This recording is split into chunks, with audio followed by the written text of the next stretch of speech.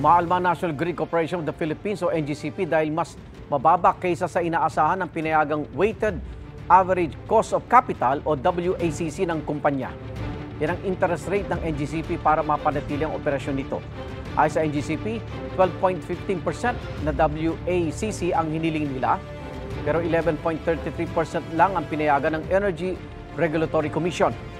Maaari itong makaapekto sa kanilang transmission projects. Wala pang pahayag tungkol dyan ng ERC. Sabi naman ng isang consumer group, mas mababa pa dapat ang inaprubang WACC dahil sa nila ay napakaraming problema sa interconnection ng NGCP.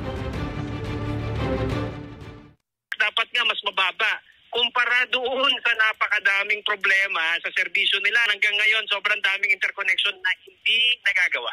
Sobrang ng burden ngayon ng electric consumers. If you masyadong mababa yung return on the capital, hindi yan makakaganda sa negosyo. And that may have an impact in the required investments para suportahan yung direksyon ng gobyerno para sa economic recovery at pati dun sa energy stability. Igan, mauna ka sa mga balita, mag-subscribe na sa GMA Integrated News sa YouTube para sa iba't ibang ulat sa ating bansa.